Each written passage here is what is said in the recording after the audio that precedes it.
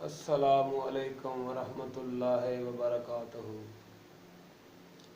प्यारे दोस्तों, किवें ठीक हो? सेहतां तबीयतां ठीक ने? उम्मीद करने तुसीं ठीक होवोगे। असीं भी ठीक हाँ। अल्लाह पाक दा एहसान है, शुक्र दी ज़ात पाक दा। साडी मुलाकात पहले भी हुंदी रहिंदी, अज भी उस तरीके नाल अज फिर साडी मुलाकात है। रमज़ान शरीफ दे विच रोज़े रखण दी वजह तो तुहाडे नाल मुलाकात नहीं हो सकी। मसरूफीयत सी रमज़ान शरीफ दी, ते काफ़ी दोस्तां दी फरमाइश भी सी इस नुस्खे वास्ते, ते वो नुस्खा असीं तुहाडी खिदमत विच हाज़र करन लगे हाँ। उहनूं बनाओ और फ़ायदा लवो। वो नुस्खा है डकारां वास्ते ते हिचकी वास्ते। जिहड़े बार बार डकार आंदे ने, कुछ खाधा तां भी आउंदे ने, नहीं खाधा तां भी आउंदे ने, उन्हां डकारां वास्ते और जिहड़ी हिचकी मसलसल लगी रहिंदी है उन्हां वास्ते बहुत ही ज़बरदस्त चीज़ है और आजमाई हुई चीज़ है। और इन्हूं इस्तेमाल करो, फ़ायदा हासिल करो, फ़ायदा लवो और सानूं दुआवां च याद रखो। ते ਉਹਦੇ ਵਾਸਤੇ ਸਭ ਤੋਂ ਮੇਨ ਚੀਜ਼, ਅਸਲ ਚੀਜ਼ ਇਹ ਹੈ ਕਿ ਮਿਹਦੇ ਦੀ ਵਜ੍ਹਾ ਤੋਂ ਸਾਰੇ ਪ੍ਰੋਬਲਮ ਬਣਦੇ ਨੇ।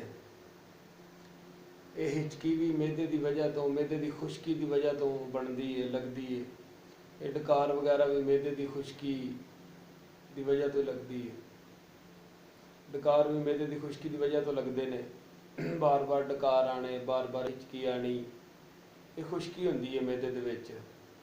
कबज़ हो जानी कई दोस्तों को, गैस रहनी, कई दफ़ा कबज़ गैस नहीं भी होंगी, फिर भी ये डकार आते हैं। ये मिहदे की खुशकी की वजह तो कम होंदा ज़्यादातर। ये वास्ते बड़ी ज़बरदस्त और अजमूदा चीज़ है, तुहाडी खिदमत में हाज़र है। तो नुस्खा तुसी लिखो। गूंद कतीरा तुसी लैना 50 ग्राम, गूंद कतीरा 50 ग्राम। राल सफ़ेद भी तुसां लैनी है 50 ग्राम, राल सफ़ेद 50 ग्राम। मलट्ठी भी लैनी है तुसां 50 ग्राम, मलट्ठी 50 ग्राम। तो कनशीज़ खुश्क ये भी 50 ग्राम, यानी कि धनिया जिन्हों आंदे हो, खुश्क धनिया 50 ग्राम, ये भी लै लैना। ये 4 चीज़ां ने दोस्तों। इन्हां 4 चीज़ां नूं अच्छे तरीके नाल साफ करके कुट लेना।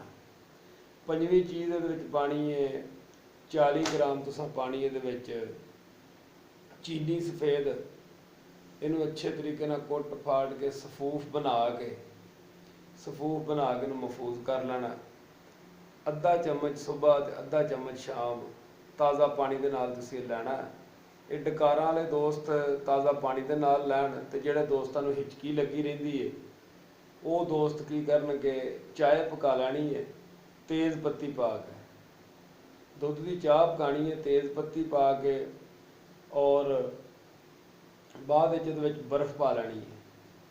चाह नूं ठंडिया करके चंगी बर्फ़ पा के यख ठंडा करके उहदे नाल अद्धा चम्मच सुबह ते अद्धा चम्मच शाम हिचकी वालियां वास्ते चाह तेज़ पत्ती वाली चाह पा के ते पका के उहदे विच बर्फ़ पा के ठंडी करके वो तुसां लैनी है हिचकी वास्ते। तो जिन्होंने दोस्तों को डकार ने वो सुबह पानी नाल ही सुबह शाम लैन। गर्म चीज़ों का परहेज़ करना, तलियां चीज़ों का परहेज़ करना। तो बाकी अल्लाह बेहतर जानता। इंशाअल्लाह शफाए कामला है। शफा अल्लाह करीम की ज़ात देंदी है, वही ज़ात शफाए कामला है। तो इंशाअल्लाह फिर मिलांगे। अल्लाह निगहबान।